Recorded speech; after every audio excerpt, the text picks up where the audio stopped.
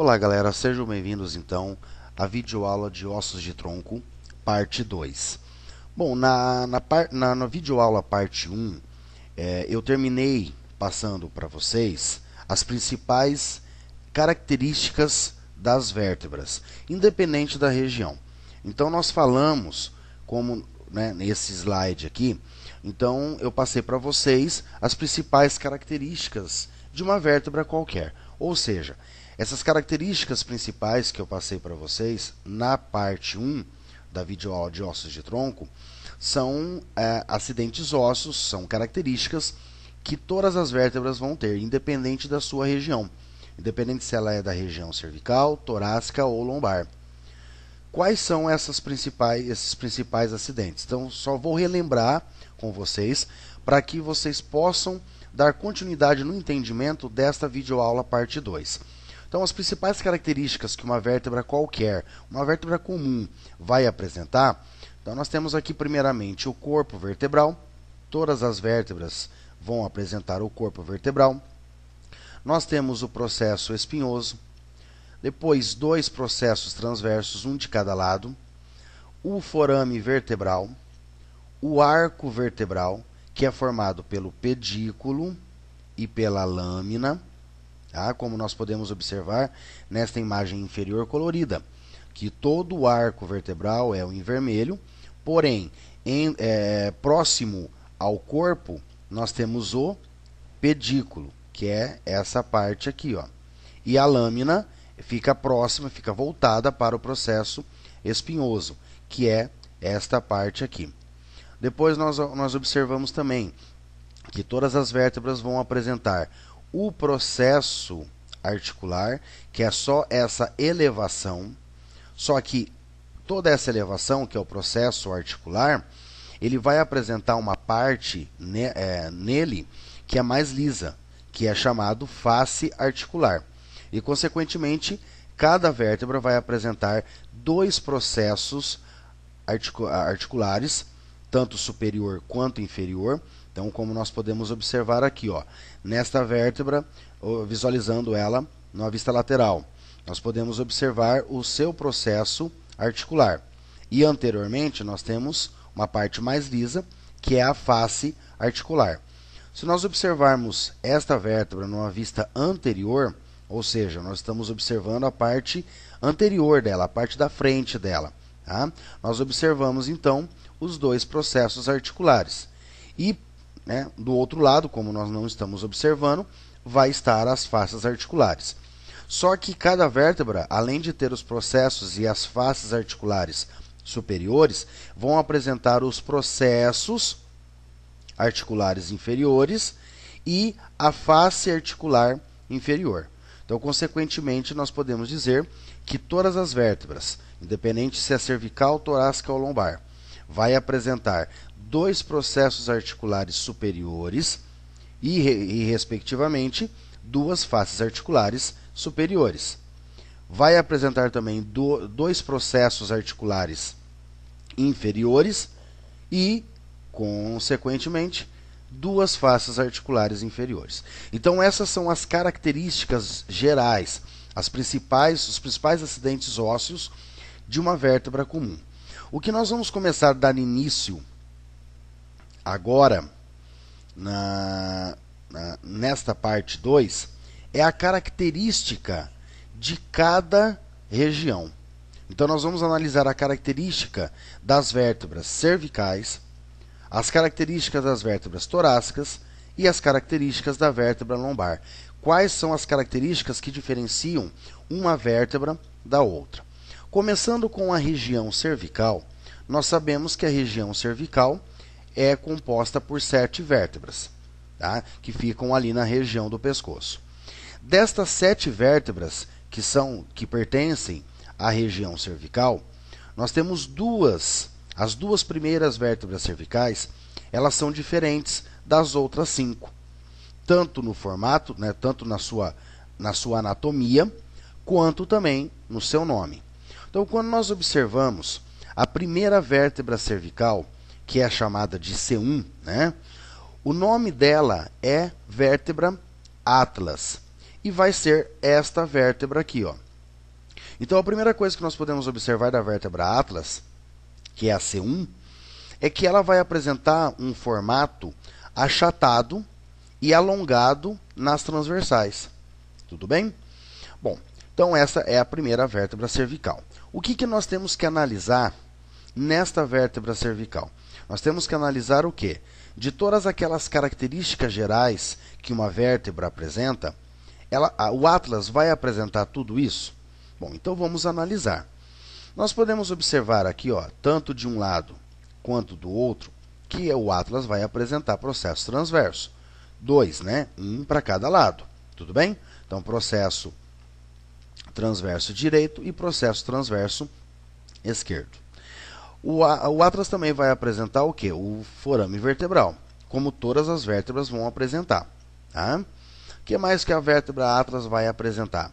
A face articular superior, que são duas, só que aqui nós podemos já observar uma coisa diferente. A face articular superior do atlas, ela é mais alongada. Ela tem um formato parecido com a sola de um sapato. Tudo bem? Quando nós analisamos a face articular inferior, que não dá para visualizar aqui nesta imagem, que fica na parte de baixo, né? A face articular inferior vai ser arredondada e não vai ser tão funda quanto a face articular superior. Então, nós vimos aí que o atlas, até agora, está apresentando todas as características gerais. Processo transverso, forame vertebral, faces articulares superiores e faces articulares inferiores. Tá? O que mais que a vértebra atlas vai apresentar? Ela vai apresentar processo espinhoso? Não. Opa, então aí nós chegamos na primeira característica da vértebra atlas, que é a ausência de processo espinhoso. Então, nós não observamos o processo espinhoso na vértebra atlas. Outra característica geral que as vértebras têm, mas que o atlas não vai ter: o corpo vertebral.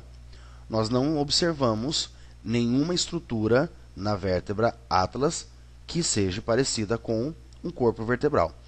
Então, as características da vértebra atlas, até o momento, são essas duas: a ausência de processo espinhoso e a ausência de corpo vertebral. Então, essas duas características gerais, esses dois acidentes ósseos, a primeira vértebra cervical, que é o atlas, não apresenta. Tudo bem? Bom, nós vimos então, né, que tem processo transverso, forame vertebral, as faces articulares superiores e inferiores. Mas o que mais que nós podemos observar na vértebra atlas? Nós podemos observar que tanto anteriormente quanto posteriormente, a vértebra vai apresentar um arco. Então, nós temos o arco anterior e o arco posterior. Como nós vamos saber qual é o anterior e qual é o posterior? O anterior é o menor. Então, nós observamos que o arco anterior ele vai ser menor que o posterior. Então, nós temos o arco anterior e o arco posterior. Só que no centro de cada arco existe uma elevação. Tanto no arco posterior tem essa elevação aqui, quanto no arco anterior que vai existir essa elevação aqui. Cada elevação é chamada de tubérculo. Se está no arco anterior, vai se chamar tubérculo anterior. E se está no arco posterior, é chamado tubérculo posterior. Tudo bem? O que mais que nós conseguimos observar nesta vértebra atlas? É que no processo transverso, ela vai apresentar um forame dos dois lados. Tá? Esse forame, como está presente no processo transverso, vai se chamar forame transverso. Tudo bem? Então, a vértebra atlas apresenta um forame no processo transverso que é chamado de forame transverso. Certo? Então, aí nós vimos todos os acidentes ósseos que estão presentes na vértebra atlas e também vimos as suas características. Qual é a sua característica? A ausência de corpo vertebral e a ausência de processo espinhoso. Existe mais um acidente ósseo que eu estava me esquecendo de comentar, que fica localizado na face interna do arco anterior. Ou seja, nós temos o arco anterior aqui e na face externa nós temos o tubérculo anterior. Na face interna, o arco anterior vai apresentar uma estrutura pequena, mais lisa, que é uma face, que é chamada de face articular para o dente, ou face articular para o processo odontoide. Tudo bem? Essa face articular que existe na face interna do arco anterior, ela vai servir para articular um acidente ósseo que nós vamos falar agora na segunda vértebra cervical, que é o áxis. Tudo bem? Então, anotem aí. O arco anterior do Atlas, na face interna, apresenta uma face articular, que é chamada de face articular para o áxis, ou também face articular para o processo odontoide, para o dente do áxis. Tá certo? Muito bem. Vamos para a segunda vértebra cervical, a C2, que é chamada de áxis. É essa vértebra aqui inferior. Tudo bem? O que nós temos que observar na vértebra áxis? Não só no Atlas, não só no áxis, como no Atlas também. Então, cada vértebra que você pega para estudar, você tem que analisar se ela apresenta todas as características gerais. Corpo vertebral, processo transverso, processo espinhoso, forame vertebral, arco vertebral, faces articulares superiores e inferiores. E depois disso você analisa a sua característica individual. Então, começando com a vértebra áxis, vamos analisar as características gerais, se ela vai ter todas. Então, nós podemos observar aqui, já de primeira, que ela vai apresentar o processo espinhoso, que é esse que fica posterior aqui.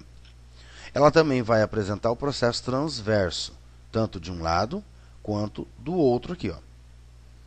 Ela vai apresentar o forame vertebral, como toda vértebra possui. Ela vai apresentar as faces articulares superiores e as faces articulares inferiores, tá? Que vão ser mais arredondadas do que as superiores. Ela vai apresentar o corpo vertebral? Vai. Essa estrutura aqui, ó, tá? Que está marcado com o número 8 aqui, ó, que é essa parte de baixo aqui, ó. Nessa imagem de cima aqui, à esquerda, nós podemos observar essa ponta para baixo aqui, ó, que é o corpo vertebral do áxis. Tudo bem. O que mais que ela vai apresentar? Ela vai apresentar um forame no processo transverso, igual ao Atlas. E esse forame é chamado de forame transverso. Tudo bem. Se nós observamos que a vértebra áxis apresenta todas as características que uma vértebra comum, qual é a sua característica? O que vai diferenciar ela de uma outra vértebra cervical, por exemplo, e das outras vértebras, como lombar e torácica? É a presença deste processo superior aqui, ó, que é chamado processo odontoide, ou comumente chamado dente do áxis. Então, esta ponta, este processo superior no áxis, é chamado processo odontoide, tá? Que aqui nós observamos desta maneira e aqui nós observamos desta maneira. E o que nós podemos observar também, que no processo odontoide do áxis, na sua face anterior, vai existir uma parte lisa que vai se conectar agora com a face articular para o áxis, ou para o processo odontoide. Lembram que existia lá na face interna do arco anterior do Atlas? Pois muito bem. Então, no processo odontoide do áxis, na sua face anterior, existe a face articular para o Atlas, ou também chamada face articular para o arco anterior. Tudo bem? Então, qual é a característica do áxis? É justamente o quê? A presença do processo odontoide. Se o áxis vai apresentar todas as características gerais, mas existe esse processo odontoide que nenhuma outra vértebra vai ter, então essa é a característica do áxis. Então anotem aí, característica da vértebra axis. É a presença do processo odontoide. Tudo bem? Ah, mas e a face articular para o atlas? É uma característica também? Não, ela não entra como uma característica porque ela pertence ao processo odontoide. Então, se o aluno, ele na sua prova, né, responder ao seu professor, característica da vértebra axis é a presença do processo odontoide. Está corretíssimo. Não precisa falar que existe também a face articular para o atlas. Isso já está, né, óbvio na questão. Tudo bem? Pois muito bem, então aí nós vimos a C1 e a C2. E as outras vértebras cervicais? Como que elas vão ser? Elas vão apresentar a mesma característica. Elas vão apresentar o mesmo formato praticamente. O que vai mudar nas outras 5 vértebras cervicais, ou seja, a C3, C4, C5, C6 e C7, é somente o tamanho. Conforme ela vai se aproximando da região torácica, ela vai aumentando o seu tamanho e ficando mais larga. Tá? É a única diferença. Porém, tanto até que se nós observarmos essas duas imagens que estão representadas, a C4, ou seja, a 4ª vértebra cervical, e a C7, que é a 7ª vértebra cervical, nós podemos observar que o formato, que a aparência, a característica é a mesma. O que muda é o tamanho da vértebra. Somente isso. Tá? E quando nós analisamos, geralmente nós sempre analisamos a C3, a C4, a C5, né, que elas são mais características mesmo, como vértebras cervicais. Então, quando nós analisamos uma vértebra cervical, primeira coisa que nós observamos, ela vai apresentar todas as características gerais de uma vértebra? Vai. Olha só, nós temos aqui o corpo vertebral, o arco, o forame vertebral, os 2 processos transversos, o processo espinhoso, as faces articulares superiores, e não dá para ver nessa imagem, né, porque não está em 3D, mas também apresenta as faces articulares inferiores. E o que mais que nós podemos observar? Olha só, no processo transverso vai ter o forame transverso. E reparem, vou voltar a uma imagem antes, reparem que a C1, ou seja, a vértebra atlas, tinha o forame transverso. A C2, que é o axis, tinha o forame transverso. Da C3 até a C7 vai apresentar o forame transverso. Ou seja, o forame transverso é uma característica comum a todas as vértebras cervicais, independente se é o atlas, se é o axis, ou se é a 3ª, a 4ª, a 5ª, a 6ª e a 7ª. Não interessa. Então, a primeira característica de uma vértebra cervical, da região cervical como um todo, é o forame transverso. Depois nós vamos observar uma torácica e uma lombar, e nós vamos observar que elas não, essas vértebras dessas outras regiões não vão apresentar o forame transverso, somente as vértebras cervicais. Tá? Então, a primeira característica de uma vértebra cervical é o forame transverso. Tá? Vamos continuar então. Que mais características gerais que a vértebra cervical vai ter? Vai ter o processo espinhoso. Né? Normal. Então, ou seja, a vértebra cervical, da 3ª até a 7ª, tem todas as características que uma vértebra comum. Né? Só que a primeira característica individual dela, forame transverso. Segunda característica de uma vértebra cervical é o forame espinhoso bifurcado. Se nós observarmos o axis, que é a partir da 2ª vértebra cervical, que começa a aparecer o corpo e o processo espinhoso, nós vamos observar que o processo espinhoso, olha como que é o do axis, é bifurcado também. Da C3, da C4, da C5, da C6, vai ser bifurcado. Somente o da C7 que ele vai apresentar uma diferença. Por quê?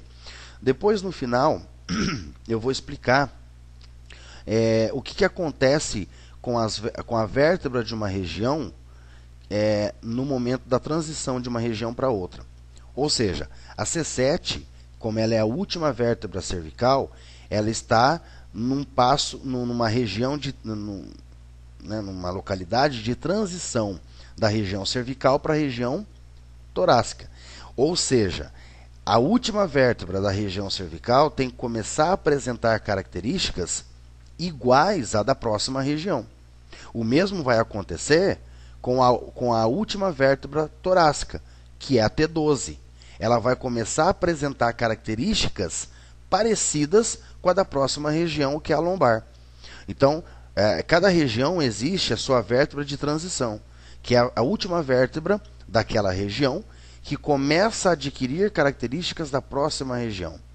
Por isso que nós temos a C7 aqui, que ela já vai apresentar o que? O forame espinhoso, o processo espinhoso já não bifurcado, não totalmente bifurcado. Ela apresenta uma leve saliência aqui, mas imperceptível quase. Tá? Agora, se nós observarmos da C3 até a C6, ela vai apresentar, todas elas vão apresentar o processo espinhoso bifurcado. Muito bem. Ah, professor, mas agora aqui começou a dar um nó na nossa cabeça. Ah, porque o senhor falou da C1, da C2 e agora começou na C3, C4. Então vamos lá. Só para vocês entenderem. A vértebra cervical, ela vai apresentar 7 vértebras. Só que a primeira, ela é diferente. Tá? Ela é totalmente diferente, que é o Atlas. Como nós vimos, ela não tem corpo, não tem processo espinhoso. Ela vai ser alongada, vai ser achatada. Tá? Muito bem. A segunda vértebra cervical, que é o Axis, ela também é diferente. Ela já começa a apresentar características comuns, gerais a todas as vértebras. Só que ela tem o processo odontoide, que é uma característica só dela. Quando nós chegamos da terceira até a sétima cervical, todas vão apresentar a mesma característica. E aí que eu falei, qual é a característica de uma vértebra cervical? Independente se é C1, C2, C3 ou C7. É o forame transverso. Todas vão apresentar, desde o Atlas até a sétima cervical. Todas elas vão ter o forame transverso. Agora, e o processo espinhoso bifurcado?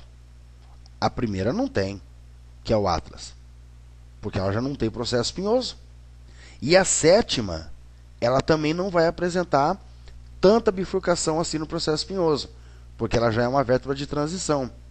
Ou seja, a característica de uma vértebra cervical, no caso o processo espinhoso bifurcado, eu observo no axis, que é a C2, na C3, na C4, na C5 e na C6. Tá? Mas é uma característica. Ah, mas e se no dia da prova o meu professor colocar uma C7, por exemplo? Como é que eu vou saber? Ué, pelo forame transverso. Qualquer vértebra que tiver um forame transverso é uma cervical. Agora, se o professor colocar um Atlas, além de você identificar que ela é uma cervical, você tem que saber identificar que ela é o Atlas porque ela não tem corpo nem processo espinhoso. Se o professor colocar um Axis, por exemplo, que é a C2, você tem que saber identificar que ela é de uma cervical, porque ela tem um forame transverso, mas que ela tem uma característica específica dela, que é o processo odontoide. Tá? Então, acho que agora fica um pouco mais claro para vocês, né, todas essas características da vértebra cervical. E por que essas vértebras cervicais são tão complicadas? Porque elas estão na região do pescoço. Né? A primeira vértebra cervical, vou voltar um pouquinho, o Atlas, ela tem que apresentar esse formato porque quem que vai aqui em cima articulado com ela? A cabeça. Por isso que ela vai apresentar essa face articular superior um pouco mais funda em forma de sapatinho, né? Para quê? Para poder conectar o côndilo do occipital que fica no crânio. Aí nós temos o quê? Nós temos a segunda vértebra cervical, que é o axis. Como o Atlas não tem corpo, quem que vai sustentar o Atlas? O processo odontoide do axis. Por isso que ele vai conectado no arco anterior, para dar suporte para o Atlas, para poder sustentar a cabeça. Aí da terceira até a sétima, todas elas vão apresentar o mesmo formato, porque já foi articulado a cabeça. Então agora vamos só manter a articulação aí até chegar, né, na região torácica. Tudo bem? Muito bem. Então já vimos todas as características das vértebras cervicais e vamos então para a região torácica. Qual é a característica de uma vértebra da região torácica? Se nós analisarmos a vértebra torácica, ela vai apresentar todas as características gerais de uma vértebra comum. O corpo, processo transverso, processo espinhoso, o arco vertebral, né, pedículo mais a lâmina. Ela vai apresentar face articular superior e inferior, bem como seus processos articulares. Ela vai ter também o forame vertebral, né, todas as características gerais ela vai apresentar. Tá, tudo bem, professor. Então, agora como é que eu vou diferenciar que esta vértebra é da região torácica e não da lombar, por exemplo? Porque nós já sabemos que o formato dela não tem nada a ver com a cervical, né? Então, eu posso me confundir com uma lombar, por exemplo. Não, você não vai se confundir. Porque nós vamos analisar duas características na vértebra torácica, que só a vértebra torácica vai apresentar. Primeira característica que nós podemos observar. Olha só, aqui nós temos o processo transverso, tá? Como nós analisamos a vértebra cervical, ela vai apresentar o que no processo transverso? Um forame, que é o forame transverso. Na vértebra torácica, existe algum forame? Não. Só que, em compensação, vai existir uma partezinha levemente afundada e lisa. E essa parte do processo transverso, que é levemente afundada e lisa, é chamada face costal do processo transverso. Então, essa é a primeira característica da vértebra torácica. É a presença da face costal do processo transverso.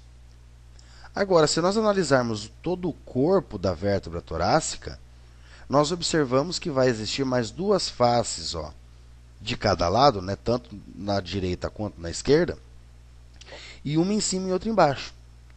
Uma face costal em cima e uma face costal embaixo. Só que elas estão pertencentes ao corpo. Então, por isso que nós chamamos de face costal superior e inferior do corpo. Então, essa é a segunda característica de uma vértebra torácica. Tá?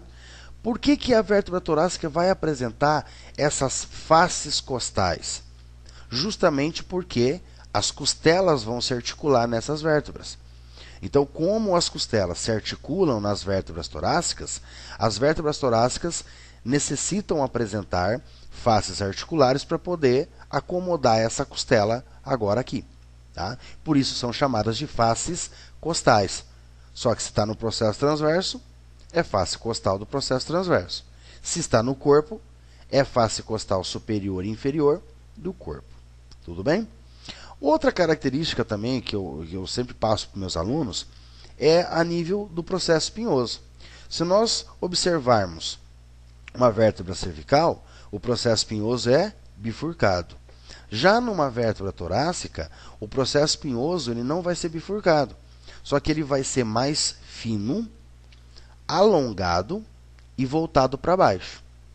Então vocês podem até anotar essa característica também, porque ela ajuda, né, também na identificação, caso vocês não consigam identificar corretamente as faces costais. Então, qual é uma outra característica da vértebra torácica? É o processo espinhoso fino, alongado e voltado para baixo. Tá? Então, com isso, nós vimos as características das vértebras da região torácica. Tudo bem? Agora, se nós observarmos uma vértebra lombar, qual que vai ser as suas características? Eu não vou falar novamente todas as características gerais, porque ela vai ter todas. Corpo vertebral, forame vertebral, processo transverso, processo espinhoso, face articular superior, lá embaixo, né? Face articular inferior, o arco vertebral com seu pedículo e sua lâmina. Então, ela vai ter tudo. Agora, eu quero saber identificar ela, diferenciar ela de uma torácica e de uma cervical. Vamos comparar os 3 corpos vertebrais. Observa o corpo vertebral de uma cervical, ou seja, ele vai ser menor, né? E menos grosso. O corpo vertebral de uma torácica. Opa, aqui já começa a ficar um pouco mais grosso e um pouco maior. Agora, observa o corpo de uma lombar. Ela é totalmente maior, né? Então, a primeira característica de uma vértebra lombar é o corpo maior, ou corpo mais desenvolvido, né? Como ficar melhor para vocês memorizarem. Então, a primeira característica de uma vértebra lombar é o corpo vertebral maior. A segunda característica de uma vértebra cervical. Vamos observar os processos espinhosos novamente.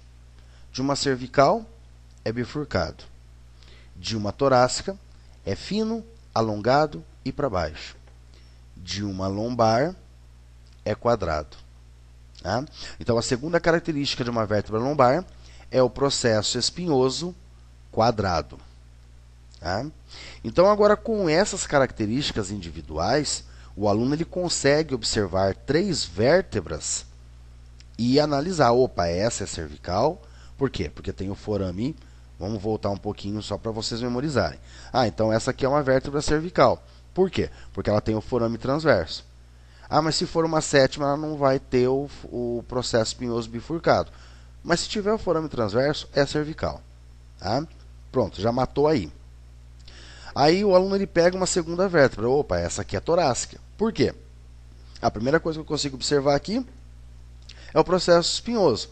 Ele é mais comprido, né? Ele é alongado e mais para baixo. Mas além disso, a gente consegue observar o quê?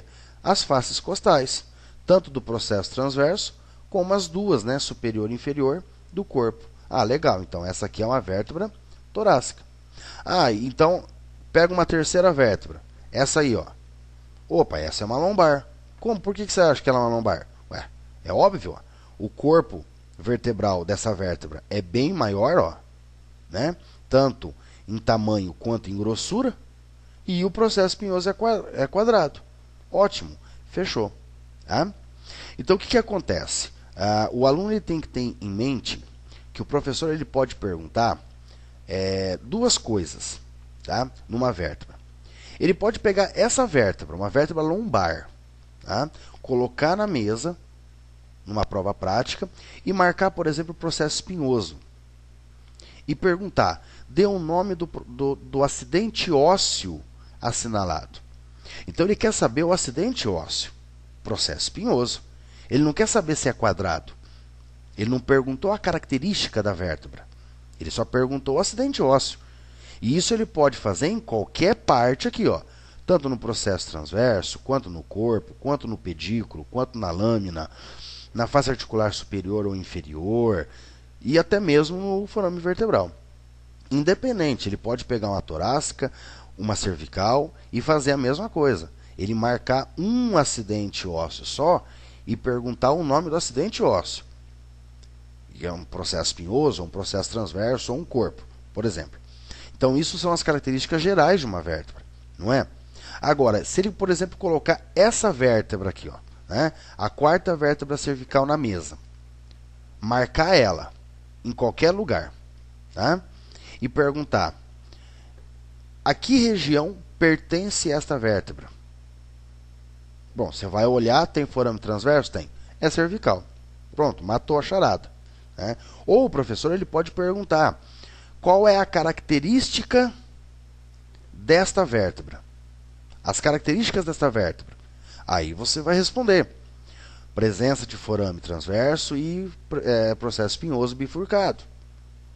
O mesmo ele pode fazer com a torácica. Quais as características da torácica? Presença de faces costais no processo transverso e no corpo. E o processo espinhoso alongado e para baixo. Ele pode colocar uma lombar. Características da lombar, desta vértebra. O corpo é maior e o processo espinhoso é quadrado. Né? E é da região lombar. Pronto. E o mesmo o professor pode fazer com essas duas. Ele pode colocar o atlas lá para vocês e colocar assim. Ele pode fazer várias perguntas. Primeira pergunta. Dê o nome da vértebra assinalada. Atlas. Pronto. Ou ele pode perguntar. A que região pertence esta vértebra? Cervical.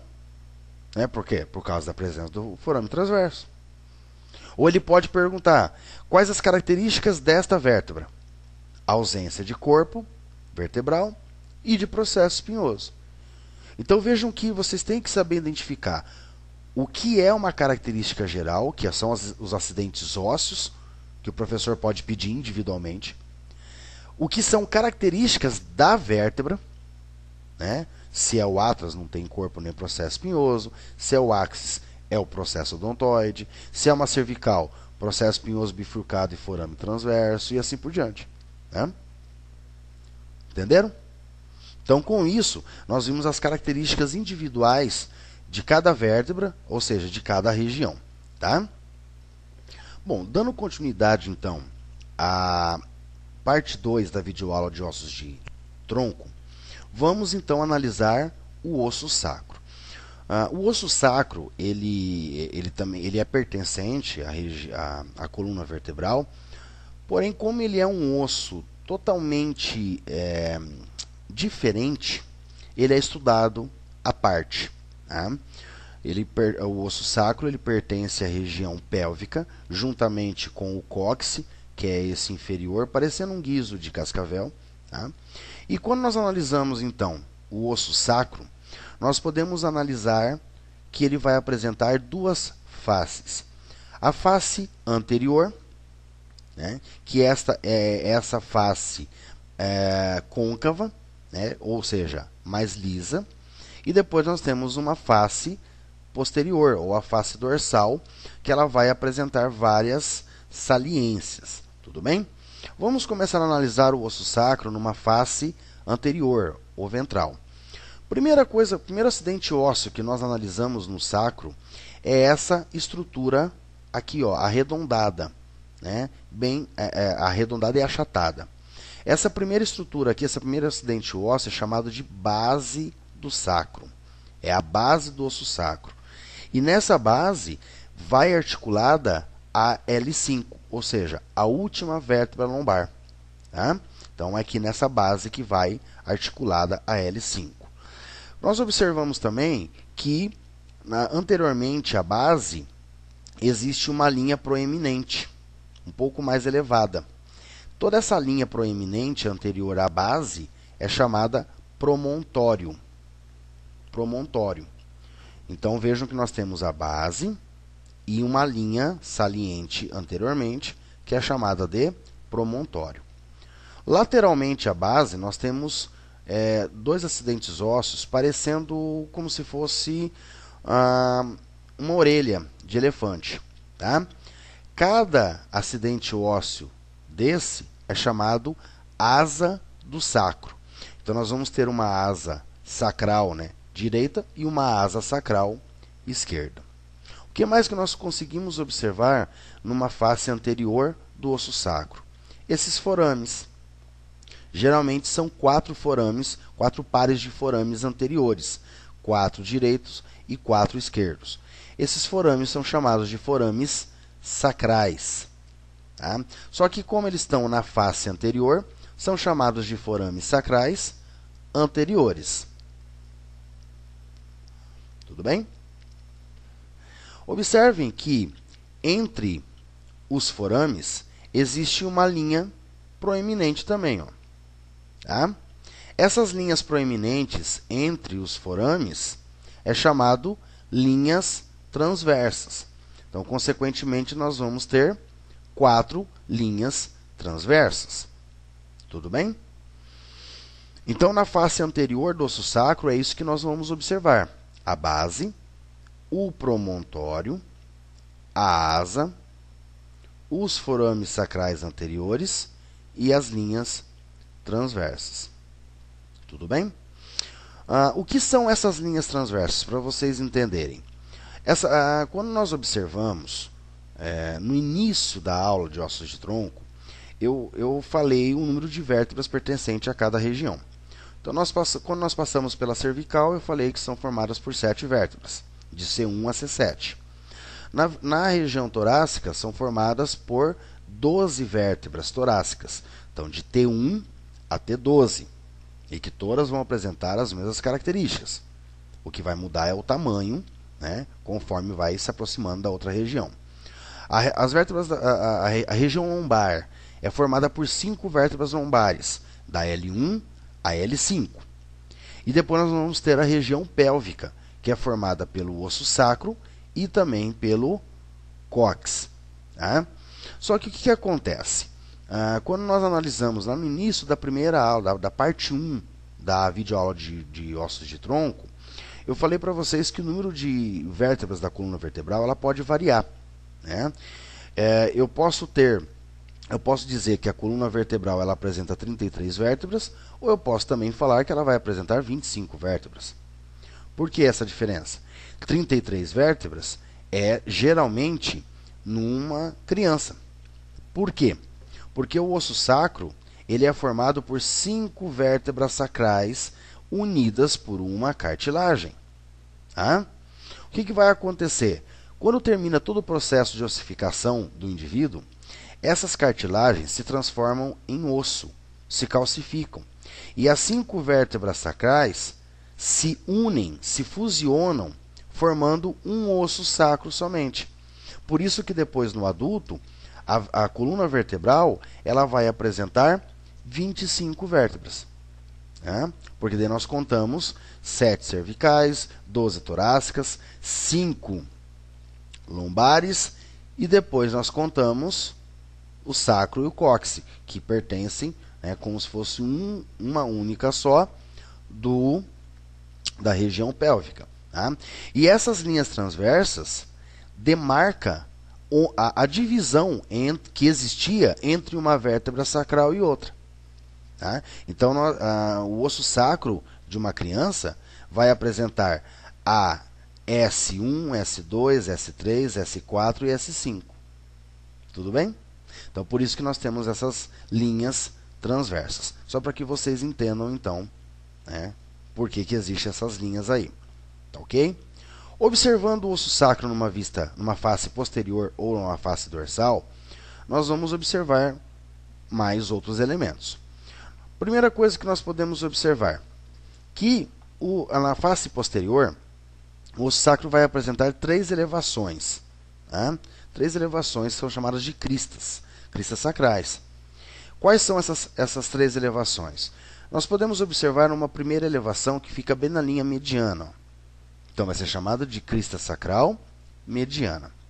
De cada lado da crista sacral mediana, vai existir mais 2 outras cristas.